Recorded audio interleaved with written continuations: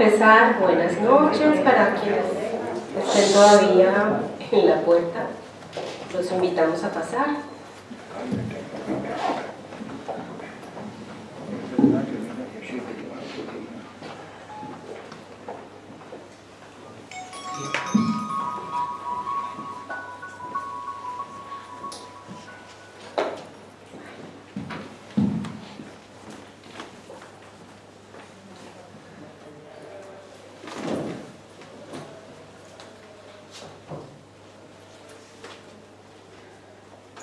Buenas noches a todos, bienvenidos a este encuentro con Jenny de la Torre Córdoba, quien es nuestra invitada esta noche. Ella viene a participar en la Feria del Libro de Madrid y ha tenido la deferencia de concedernos este momento para hablar sobre su nuevo libro, un ensayo, del cual vamos a hablar un poco esta noche. Quiero iniciar agradeciendo al Centro Asturiano por abrirnos las puertas, por recibirnos siempre tan generosamente, a su director don Valentín Martínez Otero y a todo el equipo que trabaja en este estupendo lugar, y darles la bienvenida también a ustedes por haber venido esta noche a participar de este encuentro con la maestra Jenny de la Torre. Para mí es un gusto y es un honor poder presentarla y charlar con ella sobre su nuevo libro. Voy a presentarles un poco a las personas que no conocen a Jenny, quién es Jenny de la Torre. Jenny es doctora summa cum laude en perspectiva de género de la Universidad Complutense de Madrid. Es una mujer que desde muy pequeña ha sido líder en procesos de transformación, sobre todo con mujeres, y ha trabajado también la parte, bueno, es una mujer de múltiples facetas, también es escritora, es poetisa, aparte de lideresa, es socióloga, es abogada, y sobre todo es una mujer muy inspiradora que ha ayudado a transformar muchas vidas y que inspira a cada persona que tienen la fortuna de conocerla, entre ellas me incluyo yo. Y hoy vamos a hablar de su nuevo libro, que es un pequeño ensayo. Jenny nos va a contar cómo surgió este libro y el proceso que llevó su escritura, y bueno, también hay proyectos que han surgido a raíz de ese libro, y ella nos va a comentar un poco todo este trabajo que ha hecho. Jenny también actualmente es asesora estratégica en el Ministerio de Cultura de Colombia, y desde este cargo ha desarrollado un trabajo muy importante en toda Colombia, sobre todo con las poblaciones afrodescendientes, y además de todo en el 2018 fue galardonada con el premio CAFAM a la mujer, que es el galardón más importante que se otorga en Colombia, reconociendo el trabajo de las mujeres que tengan un gran impacto en la sociedad. Muy bien, Jenny. Buenas noches. Y bueno, después que uno oye todo eso, una cree que es de la vecina. Y yo pensé que era una vecina de la cual le estaba hablando. Muy buenas tardes, ¿no? Porque en Madrid hasta que no se cena es noche, ¿verdad? Y no hemos cenado aún. De verdad es un honor para mí y agradecer a nombre de Colombia. Tengo que decir que las puertas de este lugar tan importante, yo le decía a Odette que ese premio Príncipe de Asturias, con el que escritores y escritoras sueñan, es realmente... Yo me lo imaginé saliendo de un salón, de un centro de Asturias como este, con hombres y mujeres, o hombres con proyección. De verdad, muchas gracias de abrir este espacio. ¿Por qué razón? Es verdad, ya escucharon lo que decían de mi vecina, que corresponde a mi persona. Entonces cualquiera se puede preguntar, bueno, ¿para qué tanto caminar? Y tanto caminar, en mi caso, es poder, no solo a partir de la palabra, de construir estereotipos que separan, Yo venía caminando el domingo sería, ¿no? Llegué el sábado y salí por un momento, mi hija, una de mis hijas es vecina de este centro y caminamos con unas nietas y demás. Y yo vi a la Guardia Civil y yo realmente tengo que decir que vengo de un país y también he estado aquí cuando vine al exilio, en donde cuando veo Guardia Civil y oigo protesta, me siento que también soy parte. Y yo quería saber qué pasaba. Y hasta que me enteré que había unas personas que, bueno, la palabra que me dijeron fue, estaban marchando neonazis. Y yo recordé mis tiempos de los primeros años del 2000 haciendo el doctorado, donde a unos compañeros africanos de la Universidad Complutense, algunos desadaptados, les cortaron la oreja, ¿no? Porque eran negros, o porque, bueno. Entonces yo me di cuenta, y eso me ayudó. Yo dije, epa, todavía el planeta no le ha bastado con tener la boca tapada por la pandemia, sino que todavía nos falta, a través de la razón crítica, poder establecer estrategias de cómo el pensamiento crítico es una herramienta que permite acercar a los humanos. También tengo que saludar en esta sala, porque todos están con tapaboca, la mayoría, obvio, hay que cuidarse, pero debo saludar gente que increíble, viene de lugares diversos. Aquí está un hombre, al cual yo le llamo príncipe, un hombre que durante muchos años fue el director de poblaciones del Ministerio de Cultura de Colombia, ha estado bien invitado a un evento también de reflexión de pensamiento crítico en un lugar de España, y él también me ha dado la sorpresa de estar en esta sala. Aquí también tengo a un compañero africano, líder muy importante en este país, Simon No. Entonces, ¿por qué los estoy mencionando? Estos hombres, y también menciono aquí a una hermana alemana que ha llegado aquí a estar con nosotras, a otra compañera colombiana, escritora. Bueno, no voy a pasar porque me quedaría solo saludando, pero a gente muy cercana a los cambios sociales, a través de la cercanía, de la amistad y de la fraternidad. Bienvenidos los que conozco, y más bienvenidos y bienvenidas los que han movilizado de sus casas solo para acompañar esta reflexión. Así que muchas gracias. Muchas gracias, Jodecita, por ser una gestora cultural tan importante que movió muchos rincones de Colombia y ahora lo hace desde aquí. Muchas gracias. Muy bien, bueno, mi primera pregunta con respecto a tu ensayo es esta diferencia que haces entre las nociones de mujerismos y feminismos. ¿Por qué haces esa diferenciación y cómo aplica para Colombia en el trabajo que has desarrollado desde hace tanto tiempo? En Colombia hay un evento mundial que lo conocen porque es londinense y lo llevaron a Colombia, que es el Hay Festival.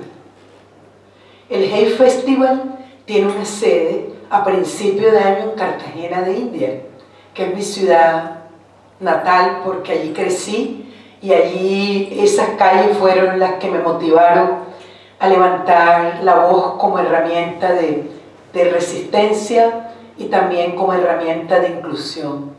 Entonces este Hay Festival convoca a principio de año a toda la gente, viene gente del mundo entero, porque la ciudad es atractiva, muchas personas aquí conocerán a Cartagena de India, bautizada en honor a Cartagena de España, y de India, pues obviamente ya saben por qué, y yo le digo que Cartagena también de negros, ¿no?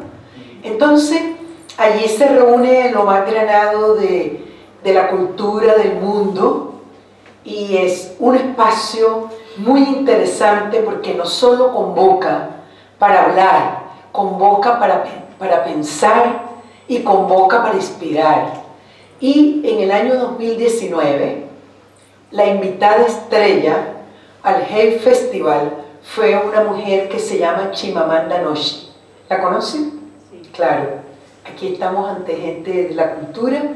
Chimamanda Ngozi, que por cierto es una mujer africana, no sabía que en Colombia había negros. Y si había negros, tampoco sabía que había mujeres negras.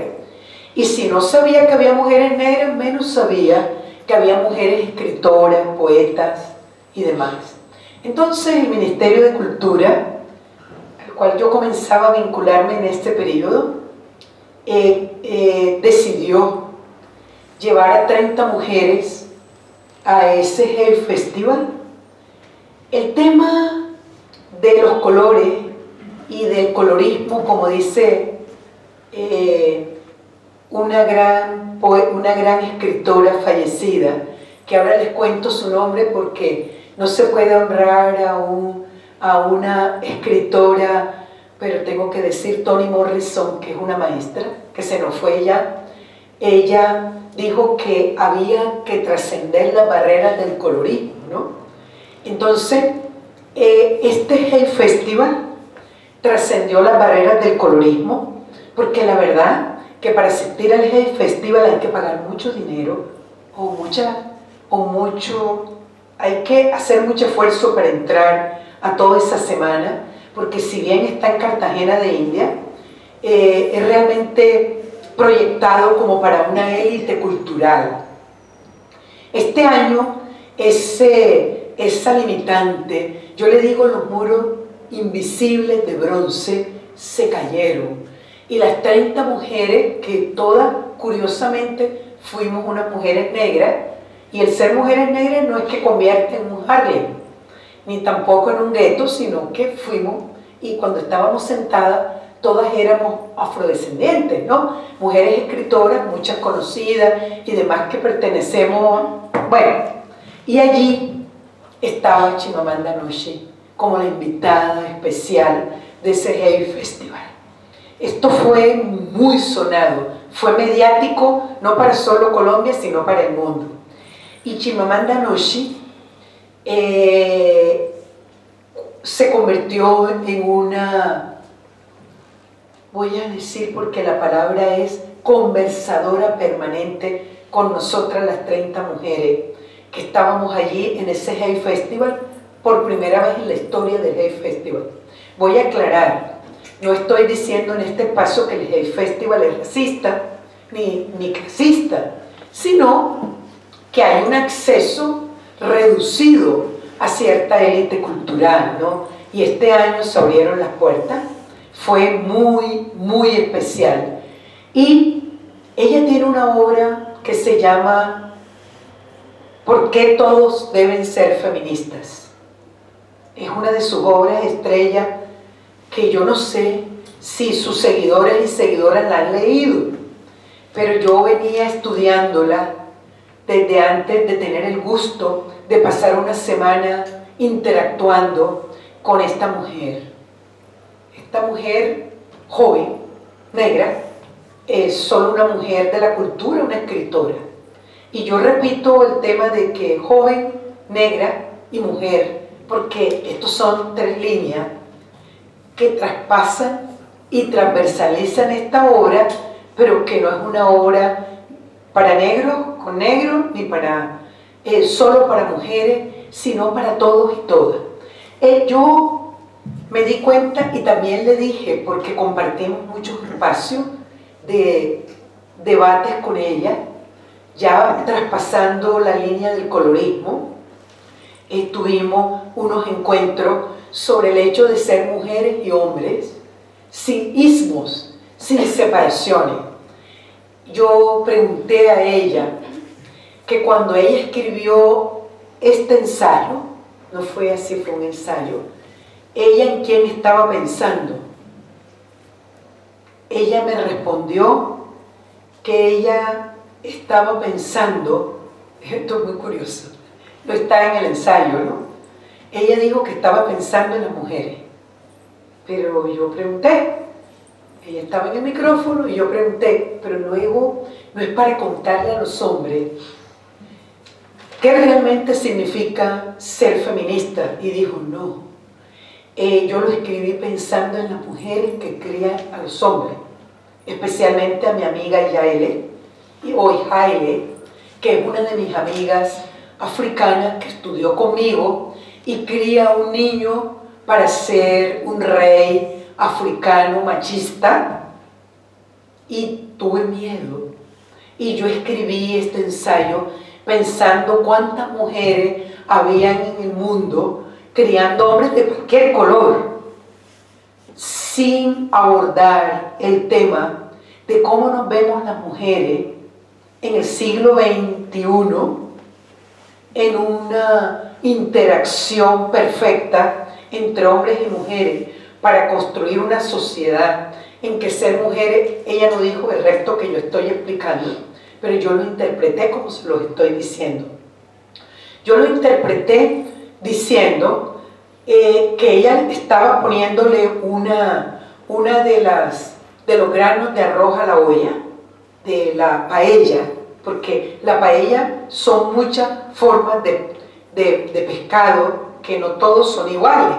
Entonces yo entendí que ella nos estaba hablando de que ella quiso ponerle a esa paella unos mariscos de mayor calidad para que cualquiera que fuera mujer le enseñara a cualquiera que fuera hombre cómo entender este pensamiento crítico que podemos llamarle filosófico más que sociológico, porque trata de irrumpir en un mundo que se volvió bipolar.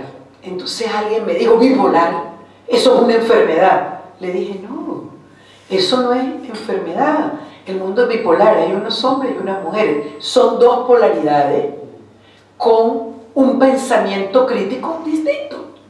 Un hombre cerebral y una mujer emocional. Y aunque mis compañeras feministas ya no me caen en Colombia, porque ya saben que pienso un poco al revés, ¿no? Porque los hombres tienen emocionalidades y las mujeres, pero ¿cómo hacer que esa cruz perfecta, que es roja y azul, rojo el hombre, azul la mujer, entrecruzado para formar la creación, podamos convivir en mundos bipolares con un sistema de pensamientos que rompa el estereotipo? Me quedé pensando, y yo dije, como ella nos pidió, que ella le quería decir al mundo que Colombia sí tenía negros, y además que no solo tenía negros, sino que tenía mujeres negras también. Y que muchas de esas mujeres negras escribían, y que muchas de esas mujeres negras escribían temas para inspirar y transformar los estereotipos. Y nos pidió que escribiéramos un libro a mano alzada, 30 mujeres.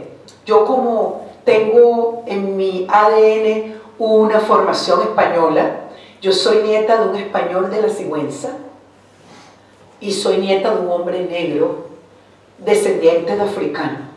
El hombre blanco de la Sigüenza, Eugenio de la Torre, que lo honro aquí, fue a Colombia en brazos con su padre, hijo único de 2 primos hermanos.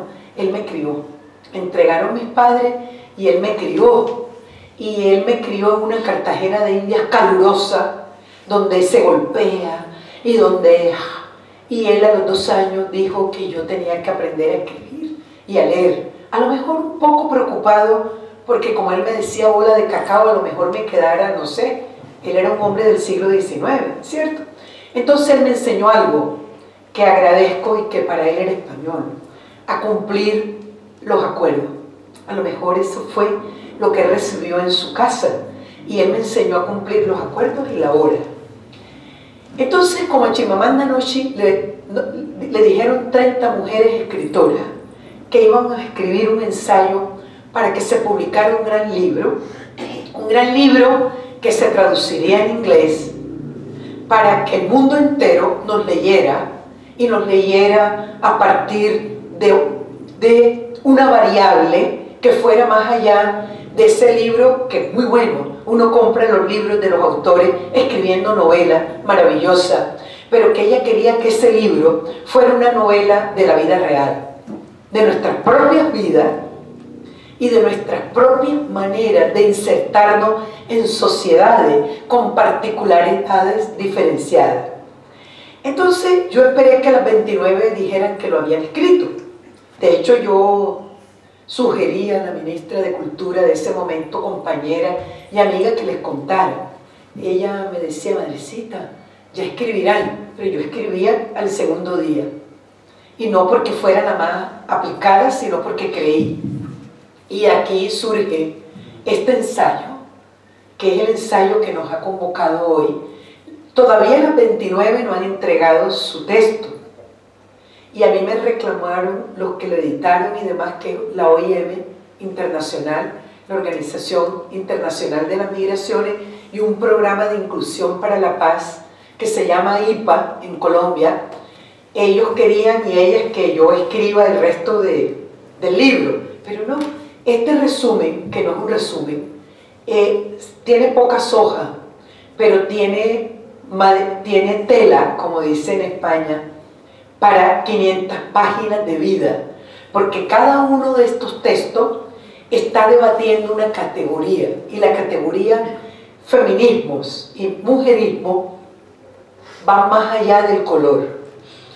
El feminismo la gente le ha temido, porque, como me dijo Bertín Osborne, un día él creía que las feministas tenían bigote y tomaban estrógenos para engrosar la voz. Es alguien a quien amo y por alguna circunstancia de la vida estuvo en mi vida y él me dijo, mami, yo creía que las feministas tenían bigotes todas, ¿no? Eso fue una broma, pero una broma que me motivó a mí a escuchar a los hombres y ver que el feminismo no es un ismo, sino el feminismo, como digo yo, es un fem, es un input para decir en voz alta, somos mujeres a partir de variables que no nos separan de los hombres, sino que están buscando integrar una categoría que se llama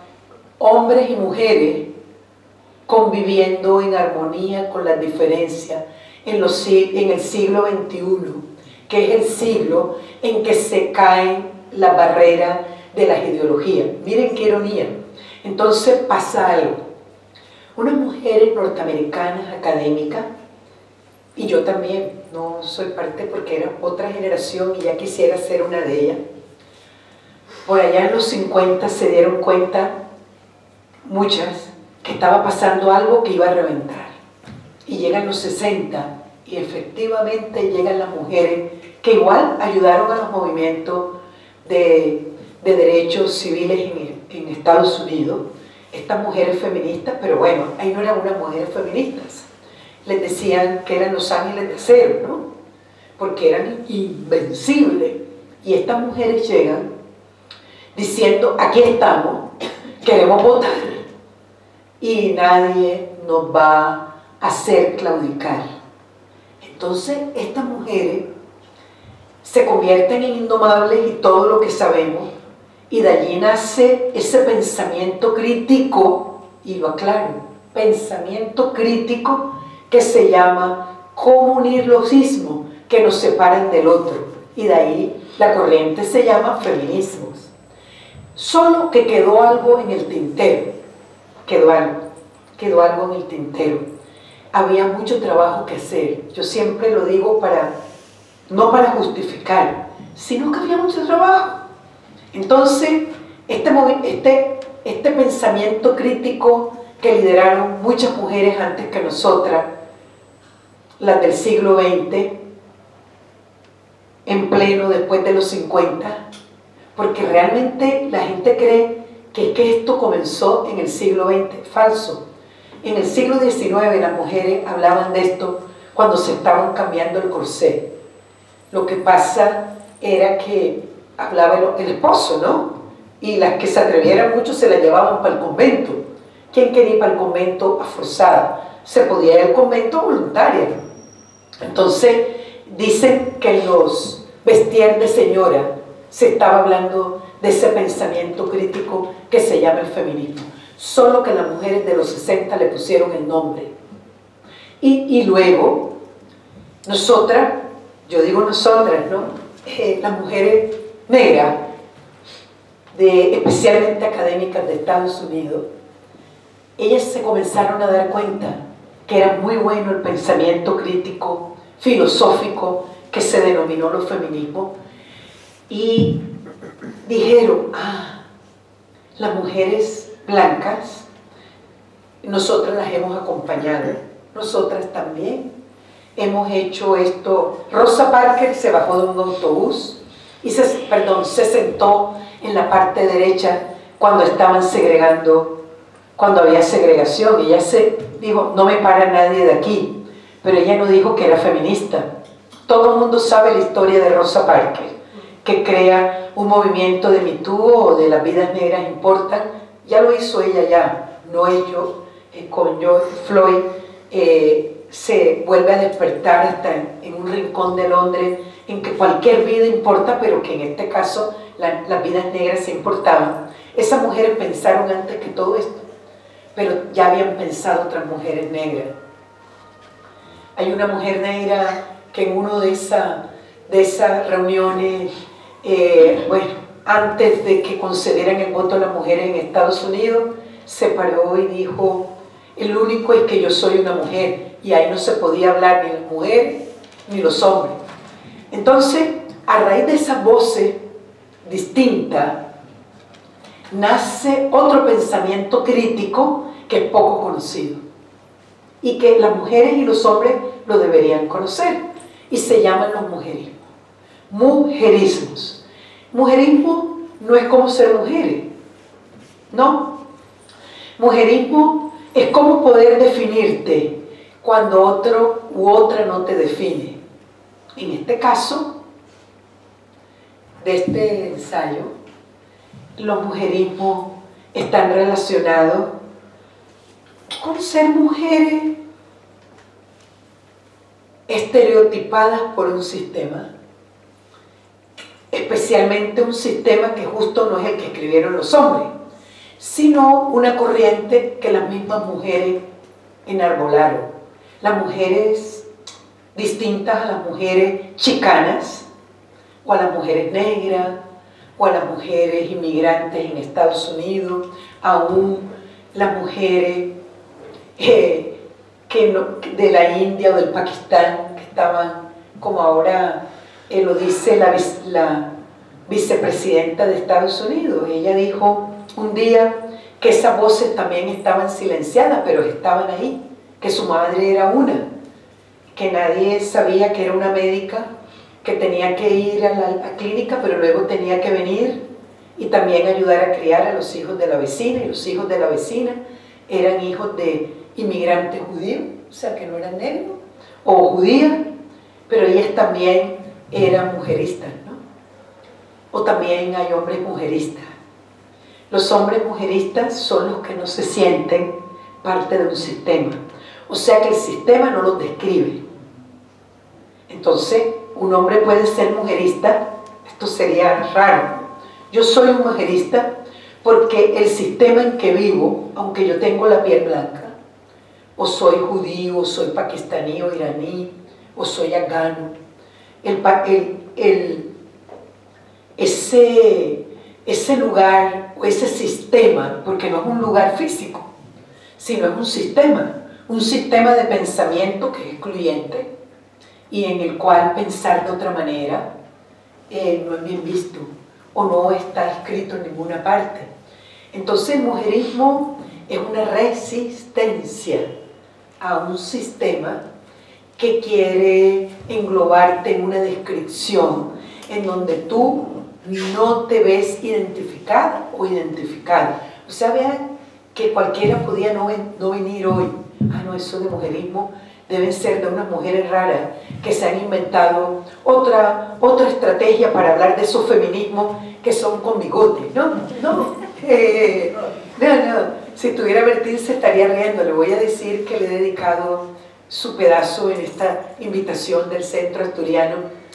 No, son unas señoras sin bigote y unos señores con bigote que pueden describirse como mujeristas, o sea, verse en una provocación del derrumbe de los estereotipos. Para mí, para terminar, no llevar este tapaboca, lo digo en todas partes, es una invitación a derrumbar los hipos y los estereotipos de la diferencia, y las mujeres feministas hablaban por todas. Bueno, tú estás hablando de los estereotipos y históricamente la noción de desigualdad ha ido ligada a la raza, al género, a la clase social. En tu libro cuentas un poco la experiencia de un proyecto que nació que desarrollaron con el Ministerio de Cultura, que es el de las mujeres afrocolombianas narran su territorio.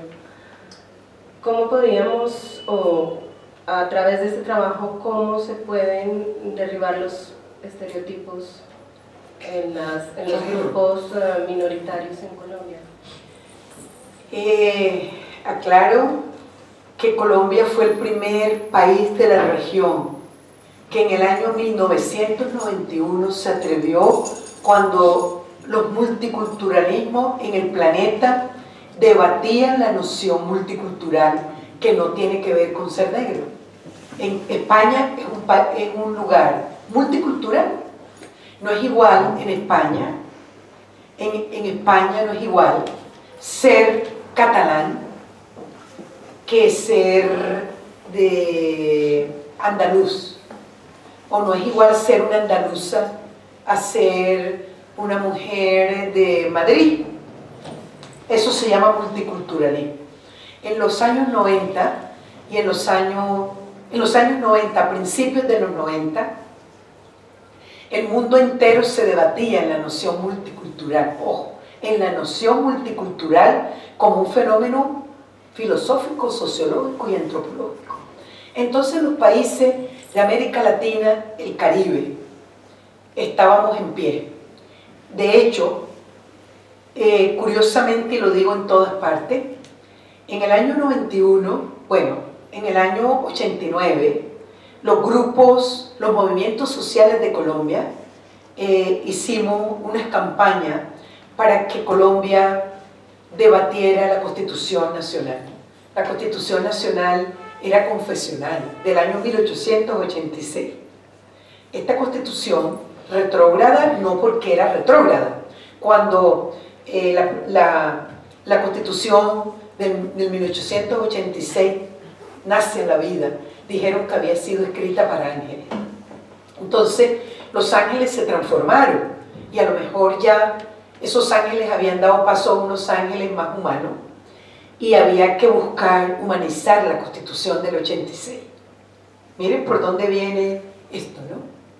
Y en esos movimientos sociales participamos todos y todas, las mujeres, los sindicalistas, los grupos étnicos, especialmente indígenas y negros, porque se llamaban comunidades negras, y otros grupos. Logramos que se organizara una asamblea constituyente, y esa asamblea constituyente dio lugar a la famosa reforma de la Constitución del 1991. Esta Constitución tuvo un artículo transitorio 55 maravilloso, esto insólito en la región, esto acompañado a la visión de los legisladores y de las personas que estuvieron en esa asamblea constituyente. Mucha gente siempre ha ido a estudiar a la Sorbona o a la Complutense o a esta Universidad Ferrari o algo de Italia, donde íbamos, todos nos ganábamos una beca que yo la depuse, pero entonces la gente sabía que el mundo estaba enredado en unos multiculturalismos. Colombia sabiamente lo entendió, y ese artículo transitorio autorizó que en 3 años las comunidades negras de Colombia tuvieran una ley de inclusión que lo reconociera como grupo étnico en Colombia. Y esto, ¿qué tiene que ver con lo que el Ministerio de Cultura hace?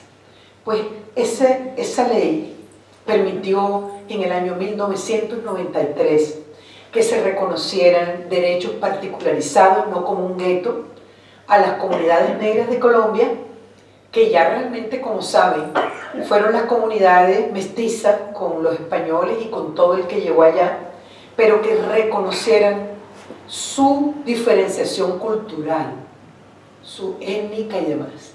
Esto se ha ido cocinando desde el 91. Los pasos para los reconocimientos son lentos, son muy lentos, pero son necesarios. Entonces, cuando iba a llegar Chimamanda Ngozi, que es el año 2019, del año 2003, en el que las comunidades negras de Colombia se convierten en grupo étnico diferenciado, hasta el 2019 hay poquito tiempo, todavía no hay mucho tiempo para escuchar quiénes son. Entonces, ahí viene la respuesta, porque hay que decir que Colombia sí es paradigmática, que ya en Colombia no hablamos de minorías étnicas, hablamos de grupos diferenciados, porque no son minorías étnicas el que es diferente, es minoría el reconocimiento de derechos, que es la problemática y es donde está el debate. Entonces, en el Ministerio de Cultura estaba a cargo una mujer negra, compañera nuestra del compañero que yo les dije que está aquí, y él era también director de poblaciones en este Ministerio de Cultura, poblaciones, todas las poblaciones, y la ministra nos sentamos esa noche para ir a ver a Chimamanda. ¿Qué le podíamos decir al mundo ahí? Ella dijo, hagamos algo que permita que los estereotipos a partir de las voces se derrumben. Perfecto. Y nació un programa que se llamaba, en ese momento, el 2019, Mujeres Narran Su Territorio. Particularmente a través de investigaciones en que yo he participado, me he dado cuenta que la gente no es racista por placer. La gente es racista, homofóbica y demás, porque no conoce al otro y la otra. Y todo eso lo aprendí yo escuchando en las universidades de Colombia a los jóvenes durante 3 años en programas de investigativos, pero también participativos, con un ciclo de cine que después tenía un conversatorio. Un joven de la universidad pública me pidió perdón terminando su carrera X y me dijo, perdóneme. Le dije, ¿pero por qué? Me dijo, porque la verdad que yo odiaba a estos negros. Y yo le dije, ¿por qué?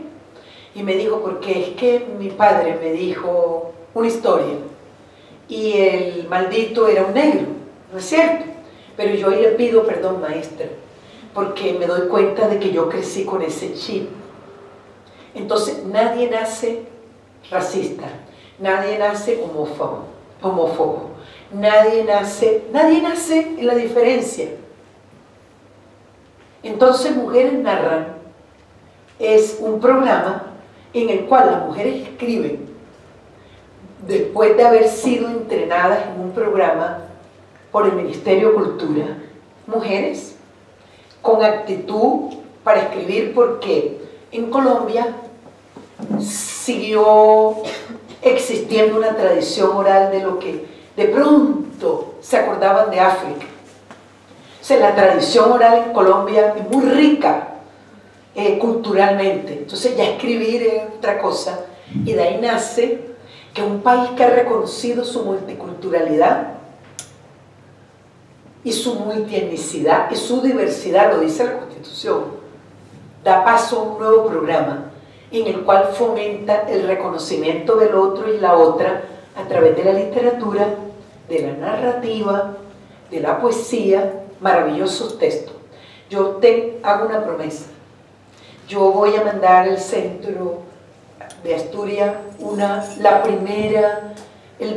los 2 primeros tomos en una caja de madera, fruto de ese trabajo de mujeres afro narran su territorio. Es una obra de arte que todo el mundo debería leer. No fue vendida y yo me encargo contigo de que en este centro del saber y demás que han convocado a muchos y a muchas, repose esa primera producción de Mujeres Narran su Territorio.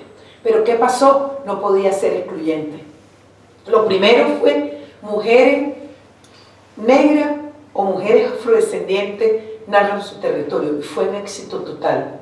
Y ahora el programa es Mujeres Narran su Territorio. ¿Cuál territorio? Sus lugares donde están, pero también su cuerpo, también su historia, y con esto se pretende que se disminuyan todo ese tipo de estereotipos que nacen a partir del lugar de localización, de la etnia o también de la clase, porque también hemos descubierto que no siempre ser un negro, si es un negro, Barack Obama de seguro sigue siendo un negro como nosotros, pero cuando alguien dice viene Barack Obama, esta sala no todavía estuviera la cola llegando al metro de Atocha.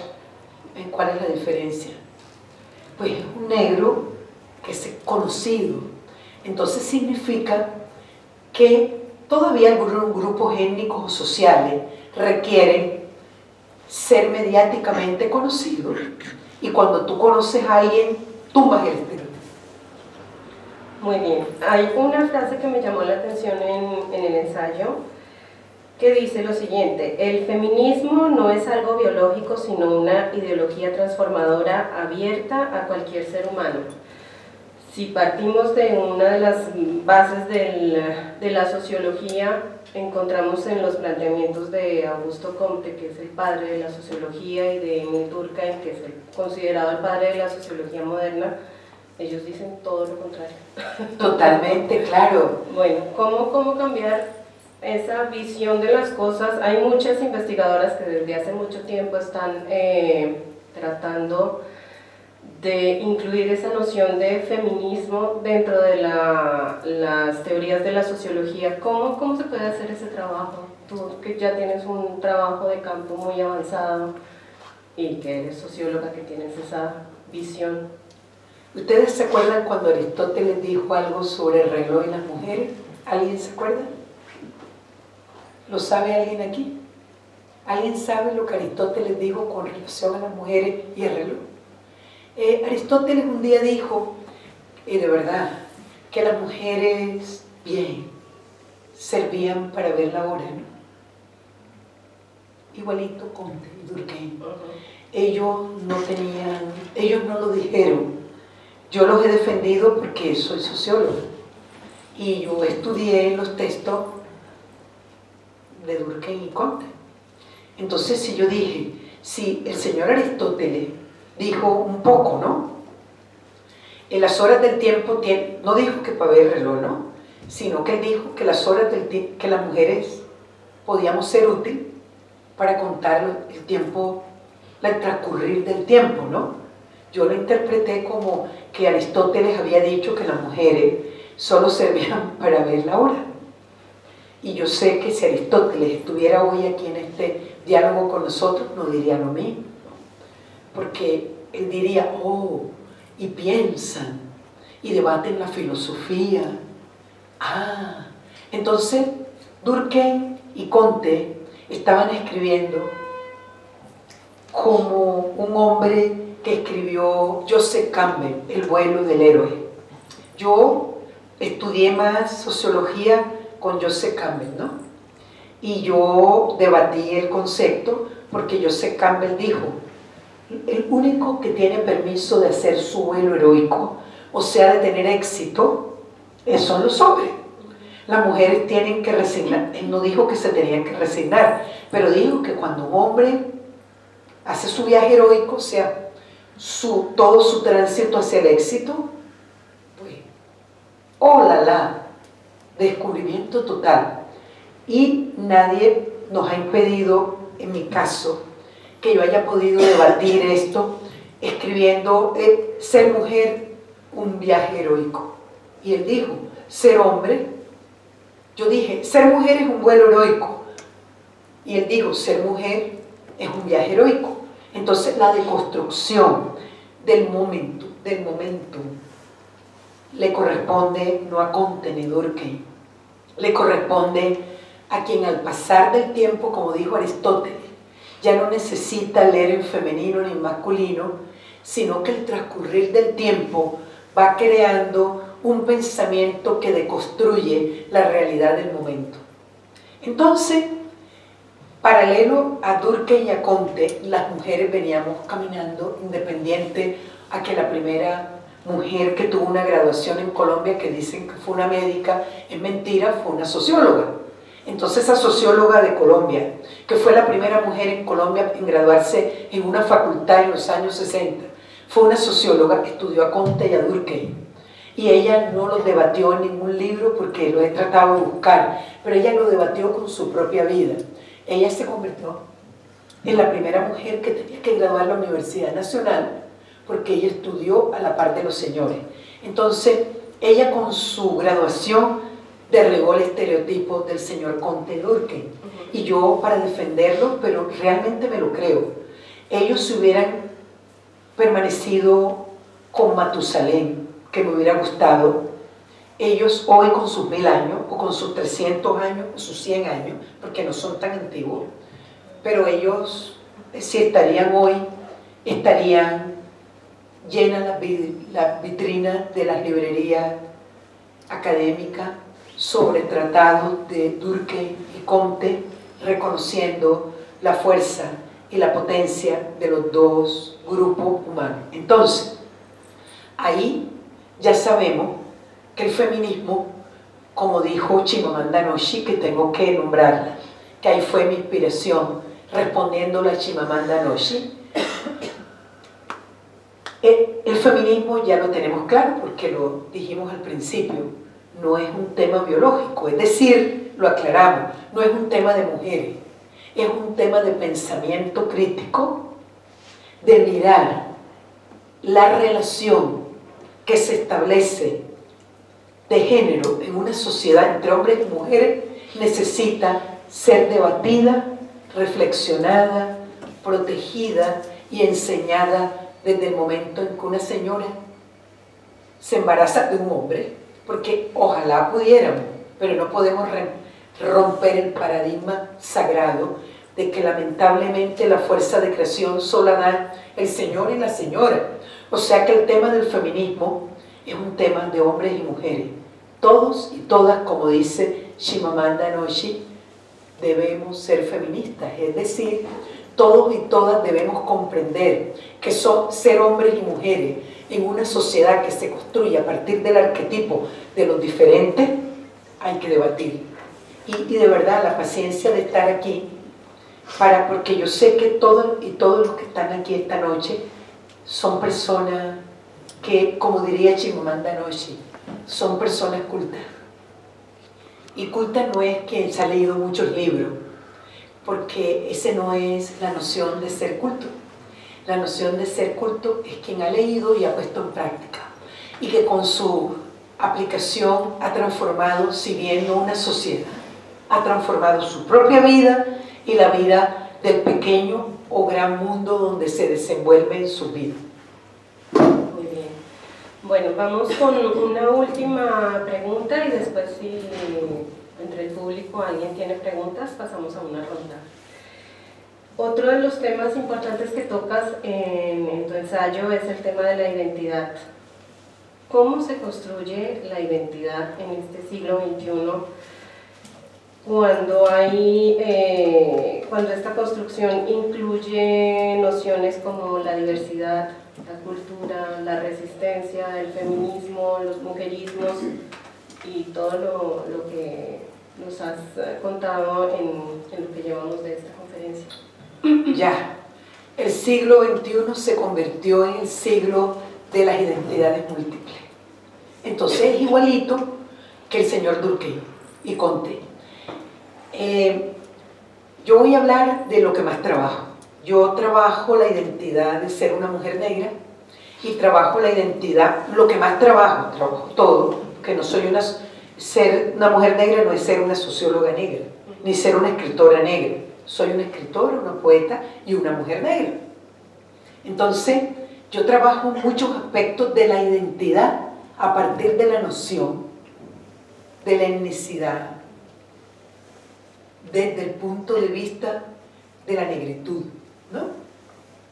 Ese es un tema personal, pero es un tema de lo que trabaja una persona. Ahora ya quedó reevaluado el concepto de identidad, porque la identidad es conflictiva. La identidad nace con la oposición de los lugares donde se desarrolla la vida de los humanos. Hay una identidad española, y si alguien dice, ah, es que los españoles dicen tal, y de pronto llega un español y dice, yo no digo esto, usted me está metiendo en un canasto de un estereotipo al cual no pertenezco. Sí, yo soy español, pero yo no hablo con la Z. Yo soy una persona que soy, vamos a decir, de Asturias, ¿no? Y en Asturias tenemos una manera de tener una identidad asturiana. Entonces, el siglo XXI es el siglo de la invitación y la exigibilidad de construir identidades, no, y de construir no, están construidas, de fortalecer identidades múltiples. ¿Qué son las identidades múltiples? Las identidades múltiples no son obligatorias, son conflictivas, porque no podemos negarlo. El siglo XXI es el siglo de las elecciones libres, de los derechos humanos que tanto cacareamos libres. Si alguien decide una elección sexual particular, ahí se construye una identidad sexual. ¿Qué? Fíjense que todavía está el debate del domingo de los señores que estaban protestando en la Puerta del Sol porque no les gustan las identidades múltiples. O las personas, vamos a hablar de América, no de aquí. Nosotros en América acabamos de ser regalados de las Naciones Unidas de un fondo que se llama el Fondo Foro Permanente Afrodescendiente para el Mundo. Estamos en el tiempo de la implementación, es para el mundo, ¿no? Eso es desde Naciones Unidas. Entonces llega una persona judía y dice que necesita ir a Naciones Unidas porque la identidad judía no ha estado realmente inserta en la noción mundial de identidad judía. ¿Por qué no? Si hay identidades múltiples. Entonces hay permisos especiales en el siglo XXI de hacer que esas identidades múltiples se conviertan, después de la pandemia y de que nos quitemos esto, se conviertan esas identidades múltiples, puede ser que se conviertan en las herramientas del siglo XXI post pandemia, en las cuales el otro, la vida del otro se importa. Ahora hablamos de que las vidas negras importan y no tenemos por qué hablar aquí, lo sabemos por qué. Pero ¿por qué las vidas de las personas homosexuales se importan? ¿O por qué la vida de las mujeres afganas importa? ¿O por qué la vida la vida de los enanos de un pueblo de África que nacen pigmeos se importa?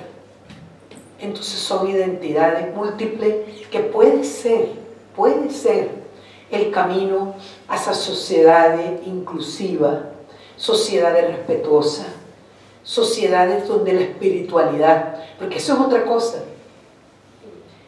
Nosotros los seres humanos que conformamos las identidades múltiples que se conforman en estado, hemos perdido lo sacral.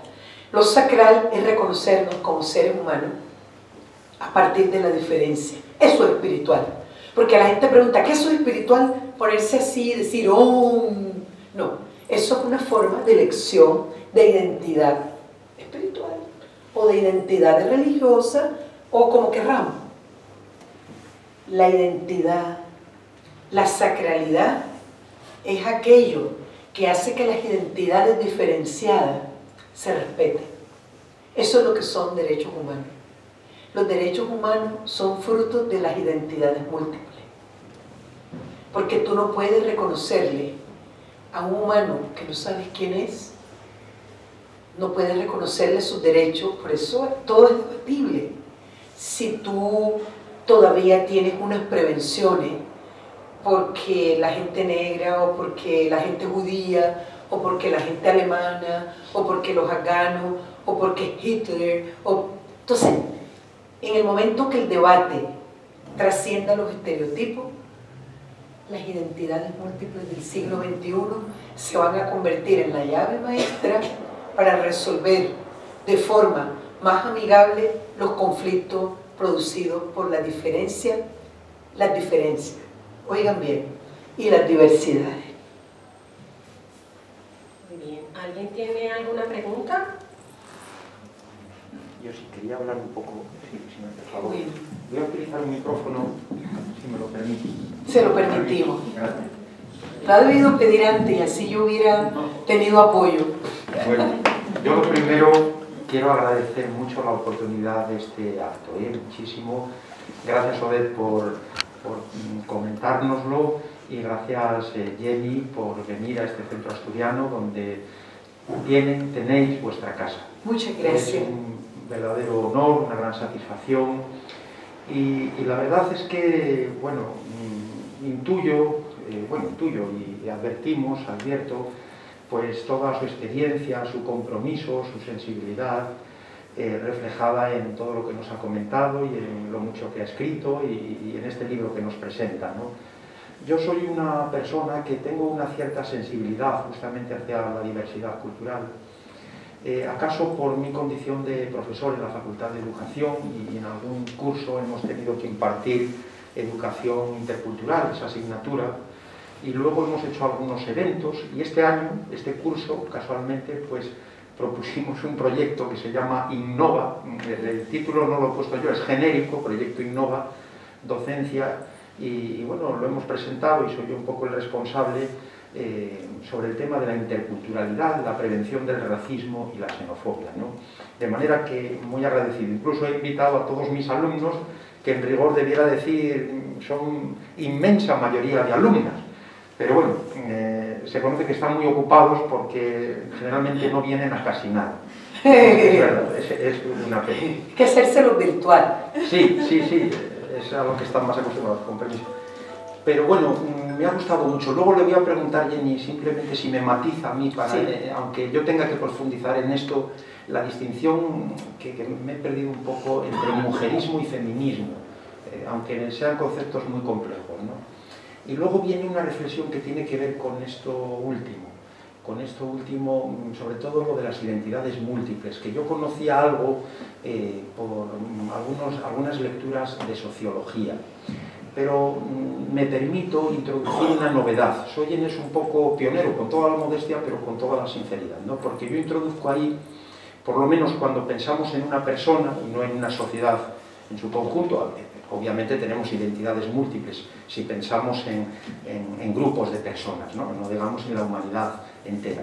Pero para referirnos en el desarrollo personal, yo prefiero hablar de identidad múltiple o de identidad compleja. Yo utilizo en internet, manejo el concepto de identidad unidiversa, quizá un poco por influencia del intelectual francés Edgar Morin.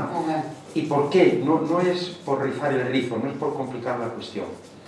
Es que realmente estamos en una sociedad cada vez más compleja, esta es una realidad por la tecnología y otras muchas cuestiones, el fenómeno migratorio, etc.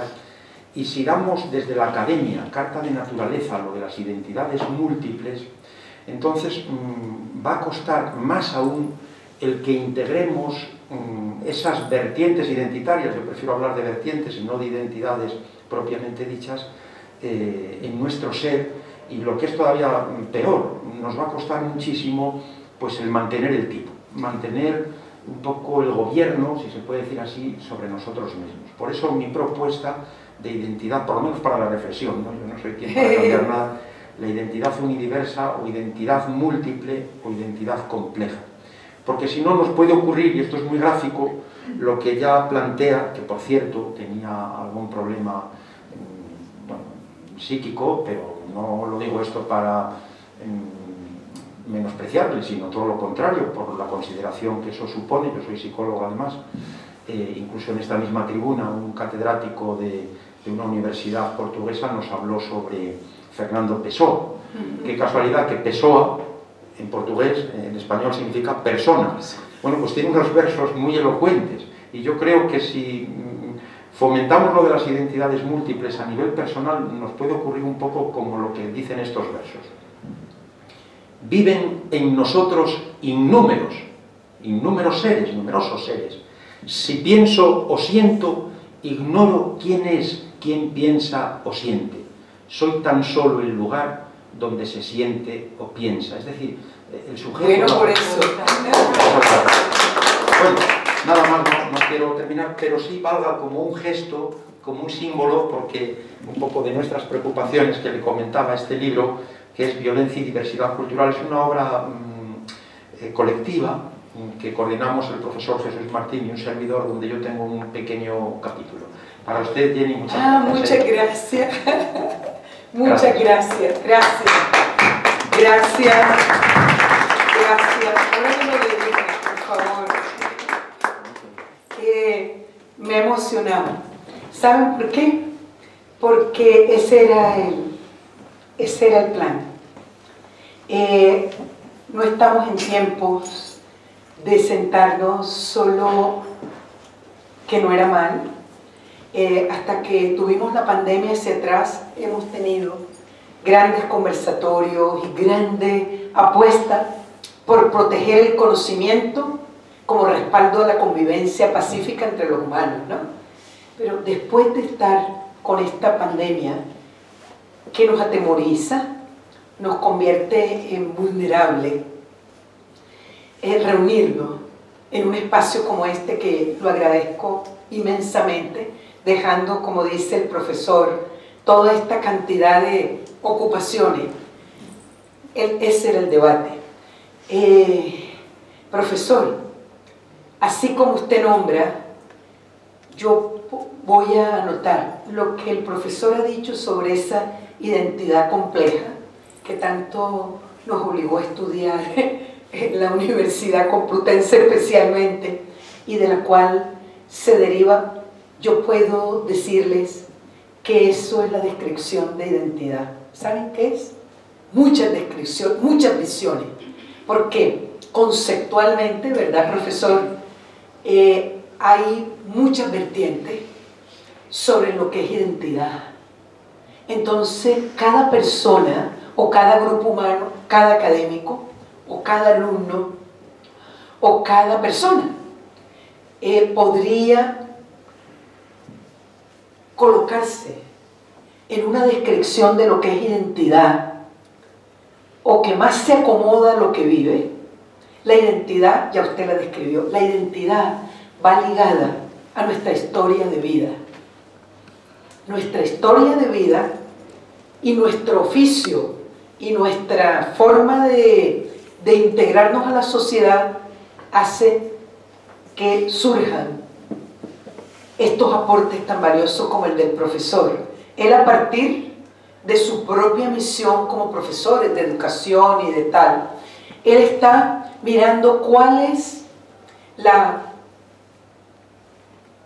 línea de pensamiento que más se puede adecuar a crear un pensamiento crítico más estable en sus alumnos y en la sociedad donde él vive, ¿no? Mire esto. Entonces, nos quedamos con que la identidad es una manera de describirnos a nosotros y a nosotras mismas, a nosotros y a nosotras mismas, conforme a quiénes somos, a la familia de donde venimos, a la región o territorio de donde venimos, y también quienes nos ha tocado, como el profesor, a mí, a muchos y a muchas, hacer de esa identidad una herramienta como el caballito de batalla diario. Y en mi caso me ha tocado a partir de los movimientos sociales en carne viva, ¿no? Y a partir, por ejemplo, de algo que es muy conflictivo, como es la negritud, muy conflictivo. Entonces no me podía quedar sino en un punto intermedio que permitiera hablar de esa identidad múltiple, que yo le he agregado identidades múltiples a partir, y usted lo ha tocado muy bien, usted prendió la mecha. Yo le he llamado identidades múltiples por el hecho de ser mujer, ¿no? Y lo comprendió, ¿no? Entonces aquí hemos tenido una pareja, un hombre académico, universitario y demás. Él enseña a sus alumnos y también en su vida práctica una noción de identidad, que es una noción de identidad práctica, porque es muy complejo en el siglo XXI, porque si hay identidades múltiples, complejas, paralelas. Ahí ustedes buscan, ¿verdad, profesor? Y van a encontrar teóricos y teóricas que describen lo mismo, porque nos preocupa, el planeta está sentado. Yo vi hoy un poco las noticias de las Canarias, ¿no? Y quiero que sepan que me costaba verlas, por muchas razones, porque conozco gente en las Canarias, porque vemos que también por allá por Grecia también pasó algo, y porque nos calentamos, ¿no? Está muy caliente todo. Pero ¿por qué yo estaba relacionando esta pregunta con lo que está pasando? El fuego está destruyendo lo que se ha creado con esfuerzo. Ese fuego del conocimiento está destruyendo lo que yo creía que era ser yo persona. Lo dijo el profesor. Yo no como Jenny, yo como persona, me quedo sin herramientas de cómo describirme en medio de una tragedia. Y alguien va a decir, ¿eso tiene que ver con la identidad? Claro. Eso me va a hacer moverme. Y vamos a orar que todo pase. Pero si no pasa, y a las personas las tienen que mover a otro territorio, estas identidades, esta identidad que podría ser una identidad de que nací aquí, y aquí crecí, aquí tengo mi panadería, como nuestros amigos de Las Palmas, una familia que conocemos, que toda la vida tuvieron la panadería. Y si a ellos les tocara emigrar al pueblo vecino, nadie va a creer, no, cambiaron de casa y de negocio, porque el negocio tuvieron que cerrarlo. Ahí también está trastocada la identidad. Y es una identidad sacral, es una identidad que te bautizó, ¿no? Bautismo de pila, que bautizó tu personalidad. Entonces fíjense que si hay que pensarla, y no hay que estar en la universidad para pensarla, ni tener ni 20 años, ni 150, sino que esa complejidad, como dijo el profesor, nos está empujando a abordar este tema ahora en los años de máscara, le dicen, nosotros le decimos tapabocas, ¿no? Entonces, gracias, profesor, porque eso complementa de que no es una teoría la que yo estoy esbozando, y si es una teoría. No es una teoría, y si es una teoría. Y el profesor esbozó unas teorías que conocemos, que son su manera de definirlo, y son teorías, pero no son. Gracias. Perdón. Sí, me aplaudieron, pero el profesor me preguntó por algo que no le respondí. Profesor, a usted se lo respondo. Fíjese que ahí varía del contexto, que es el contexto del pensamiento crítico real de lo que es mujerismo. Pero ahora se lo voy a definir como mujer negra. El mujerismo se convierte en una resistencia, en una forma de describir una resistencia. Entonces, como la digo yo, es una resistencia a partir del hecho de ser una mujer que no me veía incluida en la corriente feminista, que estaba muy ocupada y creó muchas líneas de feminismo, pero no consideró maneras diversas de ser mujer a partir de otras variables, como ser negra, chicana, lesbiana, tal. Pero en mi caso describió muchas variables, pero la problemática de ser mujeres tenía otras aristas. Entonces, pero para ser hombres y mujeres, y decir yo soy un hombre mujerista, ya lo oí a un hombre de Colombia, allá en Costa Rica, él dijo, un alcalde de una ciudad de una comunidad de Colombia en Costa Rica, hace algunas semanas, donde también estaba el doctor Guillermo Ponce, que no lo mencioné, pero tampoco mencioné a otro, pero ya le ha llegado, que es el presidente aquí que lidera un proceso maravilloso africano y africano descendiente en Europa. Él estaba en esa reunión y este hombre, alcalde con alcaldes de otros países, dijo: me declaro feminista de ultranza. Y cuando él dijo me declaro feminista de ultranza, él estaba diciendo yo soy mujerista. ¿Está mejor así? Sí. Gracias. Gracias. Allá una pregunta. No, tú eres la que sabe. Ah, pero también... Señoría, es solo una pequeña reflexión, no es más una duda. Pero puedes venir aquí al micrófono, porque así todos te ven, no se puede mover, porque... Vale, que vaya allá. Vale, pues aquí estoy. Es mi hermana alemana, gracias por venir. Bueno, no soy tan elocuente como vosotros, pero da igual, es simplemente una duda que me surgió cuando habláis de la identidad, porque por un lado no entiendo todo lo que habéis dicho y me parece muy bien y creo que es muy importante para uno a nivel personal reconocerse y ver qué influencias tenemos y quién somos ahí a nivel de nuestra cultura, nuestra historia, etc. Pero al mismo tiempo me pregunto, para mí personalmente yo intento, bueno, soy alemana, obviamente puedo decir, soy arquitecta, artista, etc. Pero esto me define a un nivel como superficial y a mí no siento que sea yo de verdad. Y si yo, bueno, es una parte obviamente mía que represento y que vivo aquí, pero si quiero trascender esta catalogización de la gente y de verdad unir, y que no sea alguien que venga de Siria o de África o donde sea que tenga problemas, es una mano. Y entonces para mí personalmente es casi más importante trascender de esta identidad, reconocerlo quién soy, pero no mantenerme a él, sino verme más bien como tu hermanita y la tuya y de todas vosotras y las que están donde sean. Y entonces allí para mí es como todavía más involucrativo que aunque entienda, ¿no? Creo que es importante reconocer a cada uno, sobre todo los que han sido como reprimidos, ¿no? Pero te tienes que quedar ahí porque esto era lo que necesitábamos. Es que lo que estamos diciendo aquí sobre identidad es lo que tú estás sintiendo que es identidad. Lo que hemos dicho sobre identidad es lo que tú estás sintiendo.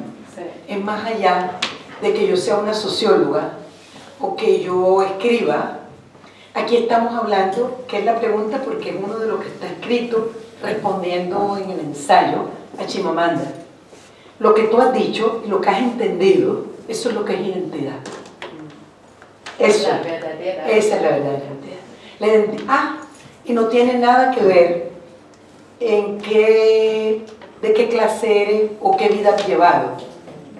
Si eres una persona que viene de un lugar que tiene muchos problemas en la sociedad, o si eres un presidente, o si eres una actriz famosa, no, es lo que tú has dicho, eso es lo que es identidad. O sea que estamos bien porque se ha comprendido la lección, eso es. O sea que lo que has entendido es la verdadera descripción simple de lo que es identidad. Así que lo agradecemos. Otra cosa, quería, si pudieras leernos en un momento dado alguna línea de sí, libro que me te va a gusta. gustar algo que dijo Chimamanda. no algo que dije yo. Lo voy a leer ya y se los leo. Y se los leo hombres y mujeres, que eso nos ayuda ahora. Me encantó. Ella nos dijo, pero como puedo decir algo que haya dicho yo, pero voy a decir algo que dijo la mujer que me inspiró. Ella nos dijo a nosotras, a las 30 mujeres escritoras, ella dijo, nunca renuncien. A veces hay presiones en las sociedades que nos impiden ser nosotras o nosotros, totalmente, como si tuviéramos que esconder alguna parte de lo que somos para ser aceptado o para ser aceptada. Yo aprendí, lo decía Chimamanda, que cuando soy yo realmente es cuando me expreso de la mejor manera. Quizá en el mundo de la literatura no las escuchen, pero no las escuchen al principio, pero créanme, alguien las leerá. Eso me encantó cuando nos motivó a que escribieran.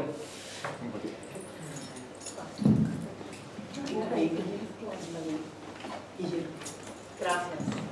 Bueno, aquí acompañando también a Jenny, gracias por estar aquí. Hago parte también del proyecto Mujeres que Narran su Territorio y quería compartirles, a propósito de todo este tema, también trabajé con Chimanada y el mensaje creo que es para todos, para el tiempo aquí y ahora, que es que todos estamos sanando la tierra, hombres y mujeres. Ella dijo, el mensaje fue claro, nos dijo que el mundo escuche tu voz. El mundo debe escuchar tu voz, debe ver tu luz. Y quiero compartirles un trozo pequeño que hace parte del libro de Mujeres en el Territorio, del cual soy partícipe junto con Jenny y Mari Grueso.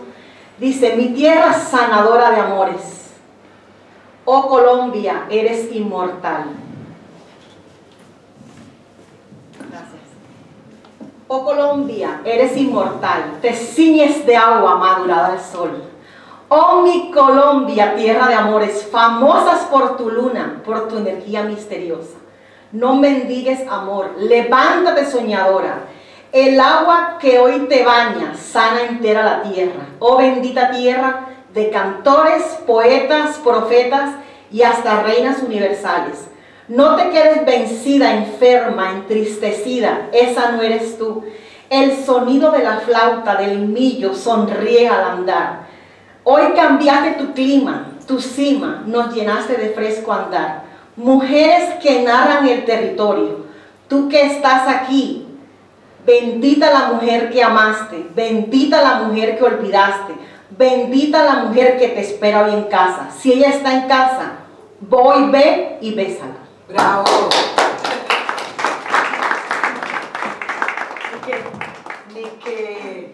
Ni que el centro de Asturias estuviera traído para dejar la prueba con sello en tinta de que ese proyecto de Mujeres Narran tiene cuerpo y vive, y lo que pretende es que a partir de nuestras voces, esos estereotipos de que las mujeres no escriben, no en España, estamos hablando de las Américas, las 3 Américas, especialmente la del sur, de donde venimos, y la del centro, que es donde nos juntamos, porque tenemos grupos de mujeres de todos los países de esta América del Sur y Central, que nos reunimos para poder, a través de la voz, derribar la separación.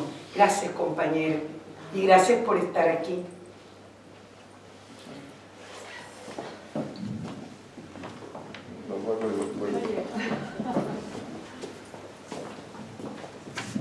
Con permiso, voy a quitar en Cuba decimos nasobuco, una palabra muy rara.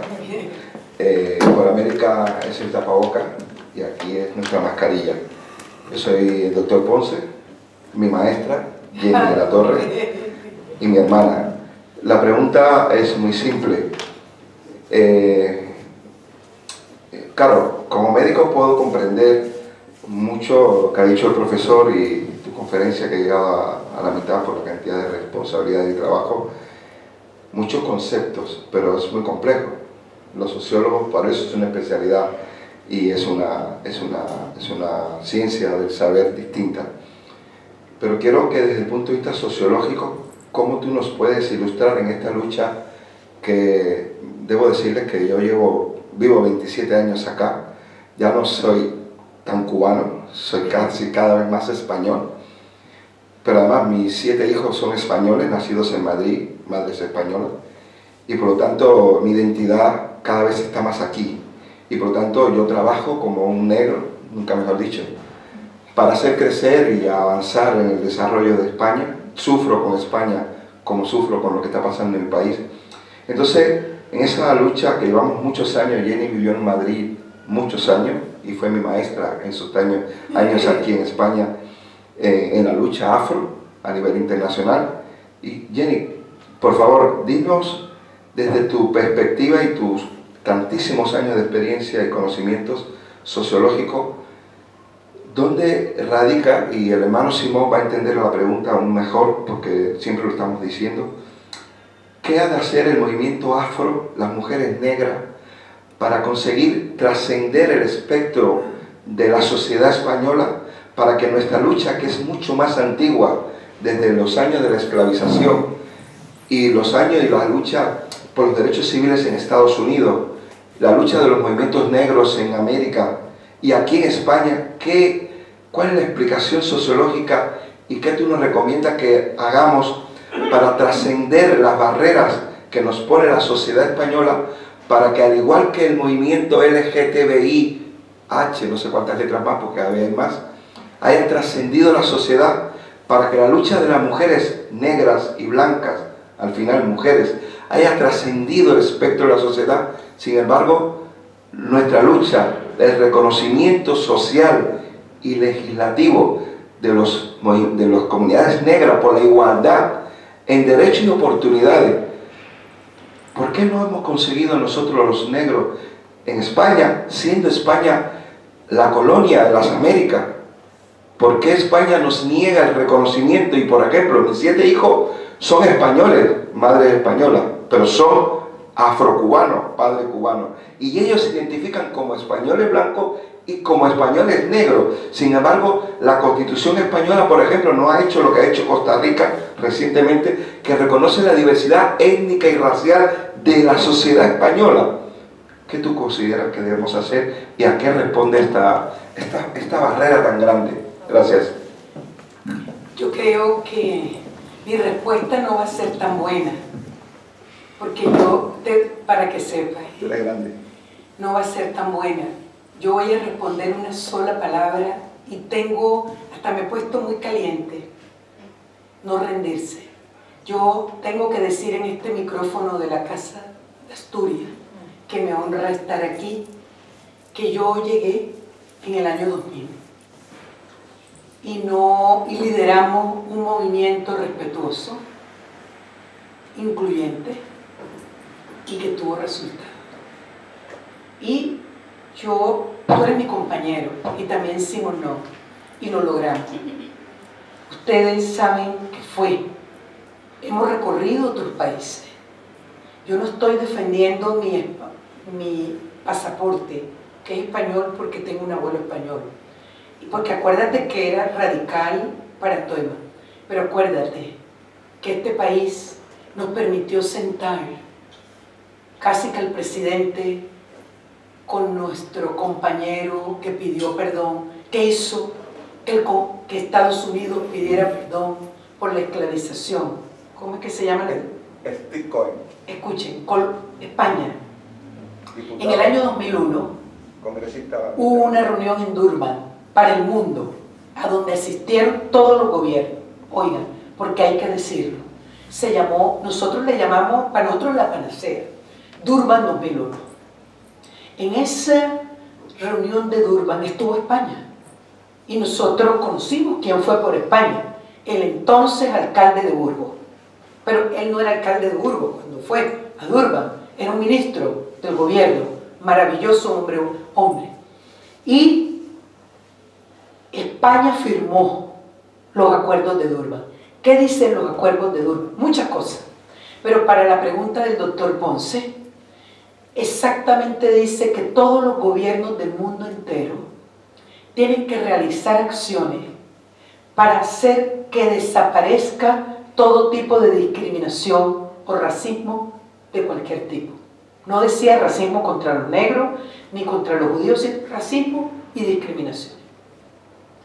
Yo fui al exilio en el año 2000, al principio, a Estados Unidos, pues aquí, pues, bueno, listo. Yo estaba en ese tiempo en esto y no podíamos ser inferiores a lo que estaba pasando en Durban. España lo firmó y yo tengo que decir, porque este auditorio y el mundo tiene que saber que a lo mejor España necesitaba lo que yo les he contado, de que no es una teoría general, sino una teoría más blanda, ¿verdad, hermano Guillermo? De decir que yo discrimino lo que no conozco. Y tengo que decir que nosotros llevamos a España a conocerlo. Y aquí pues, tenemos que decir, el alcalde de Burgos, que era el ministro Juan Carlos Aparicio, que era el ministro que firmó Durban, nos abrió la puerta. Y nosotros hicimos la evaluación en el 2008 de los acuerdos de Durban para el mundo aquí. Ustedes saben que lideramos una movida en la cual se metieron todos y todas. Y Burgos se llenó de gente negra, hasta ministro de la igualdad racial de América Latina. de Brasil. Y de Brasil. Santos. Entonces, España fue abriendo las puertas y logramos una PNL con todos los partidos. Eso fue un logro. ¿Y qué decía la PNL? Decía que reconocía a los grupos negros como grupos étnicos. Está escrito. Entonces, yo voy a responderte, ¿no es cierto? Tú me preguntaste a mí, no desde Jenny. Yo he hablado no desde Jenny, sino desde una mujer académica y desde una mujer negra, activista y militante. Y fui parte de cuando las mujeres españolas, con Micaela Navarro, que es otra hermana que tengo independiente del grupo político o demás, con ella levantamos bandera para crear toda esta ley de la igualdad. Y ahí estábamos mujeres, no solo españolas, sino mujeres de las Américas y otras mujeres como las mujeres de aquí, del desierto del Sáhara y demás. Entonces, yo tengo una palabra, hermano, que la dijo, que no es mi palabra, pero que yo me la he agarrado de Nina Simón. A Nina Simón le preguntaron algo y ella le preguntaron qué era para ella la libertad. Oiga, y ella dijo, la libertad para mí es no tener miedo. Entonces, yo no voy a decir eso acá, sino que yo soy parte de este movimiento europeo también. Y yo voy a decir dos cosas que le diría a todas las mujeres negras aquí, que es lo mismo que estamos haciendo ya. Primero, resistir. Y yo voy a decir algo, por eso dije que iba a decir algo duro. Yo ya no quiero leer noticias allá, de aquí. Yo dije, se detuvieron. El movimiento negro de España, yo no lo he oído seguir. Trabajamos 11 años y España nos abrió las puertas. ¿Saben lo que es tener una PNL allá? Nos recibían los diputados, en todo esto de los diputados traíamos al mundo entero. Nos abrieron las puertas de cualquier partido. Entonces, si todavía persisten los brotes de racismo, van a persistir porque están en Colombia, están en Costa Rica. Tú estabas conmigo en Costa Rica. Entonces el tema es más profundo. Como el tema es complejo, profesor, usted lo dijo, ¿no? Identidades complejas.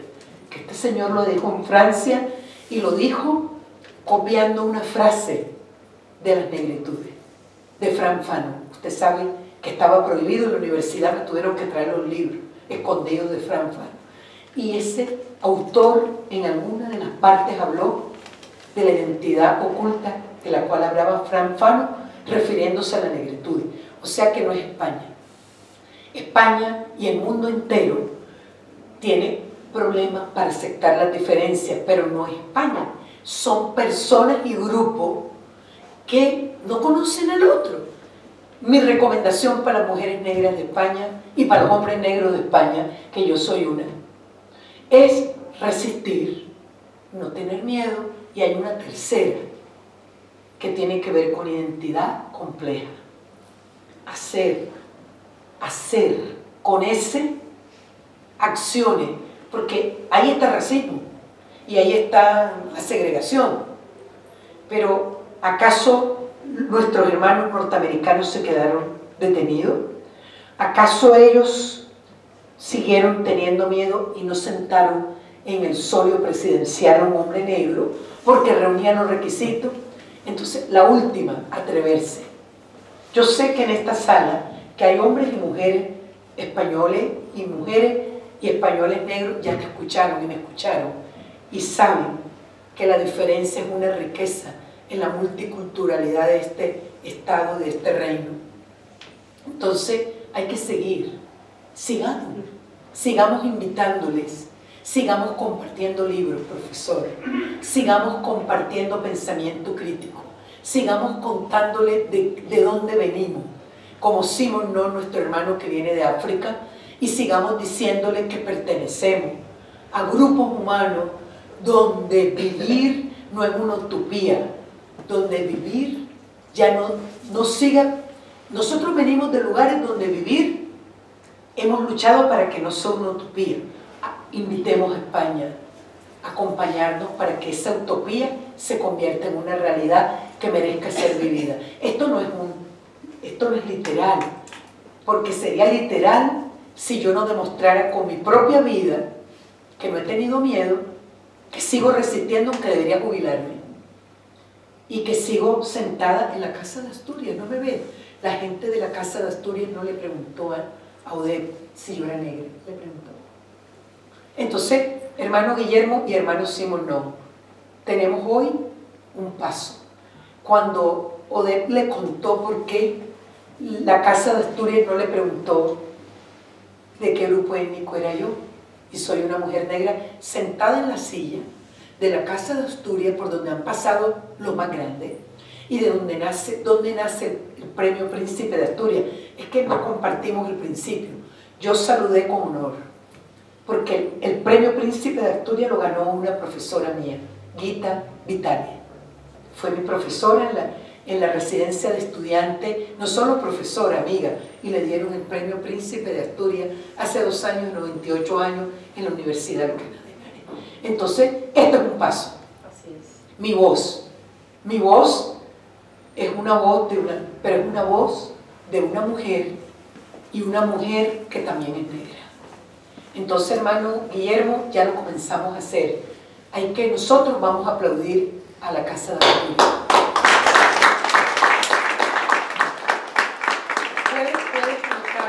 Podemos anotarlo como un paso de reconocimiento en nuestra resistencia, que no son resistencias armadas, sino resistencia a partir de compartir pensamiento crítico que deje una inspiración para que les cuenten a su hijo, a su nieta, a su vecina, aunque como mi hermana Vía, que entiende poco español, pero entiende mi alma porque hemos compartido espacio, ella se paró y dijo lo que sentía. Yo sé que después de aquí otra gente va a contar, o sea, que gracias. Muchas gracias.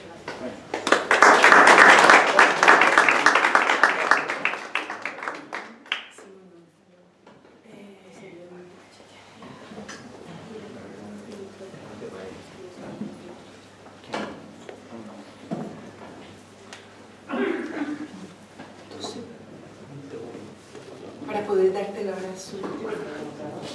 Simon No quiere preguntar algo.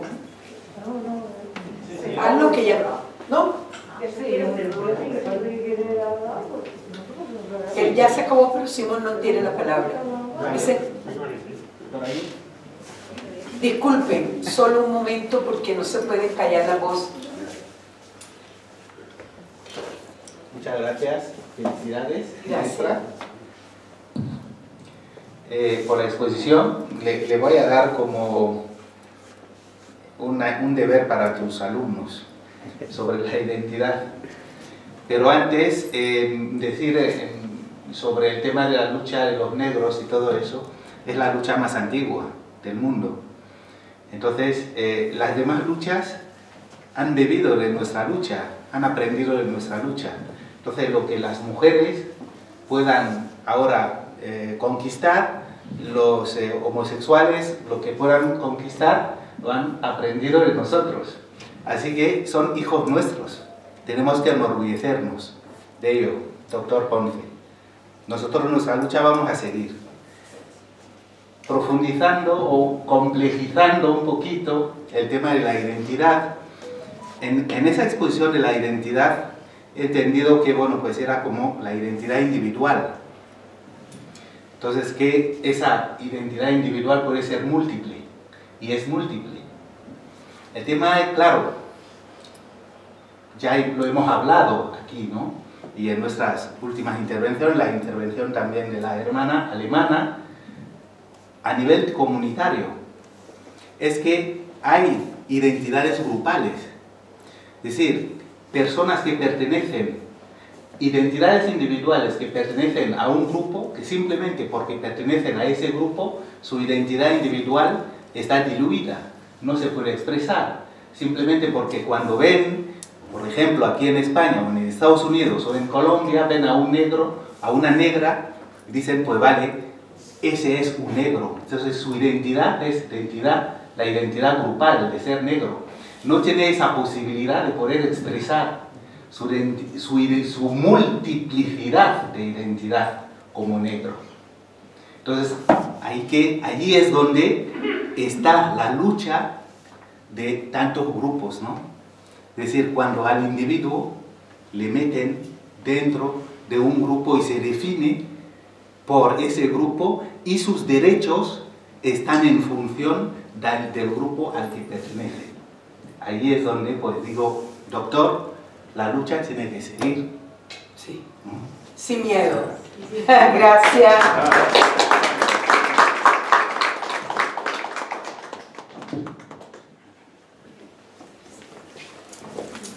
Muchas gracias a todos y a todas. Muchas gracias. Yo le quiero dar un... Así.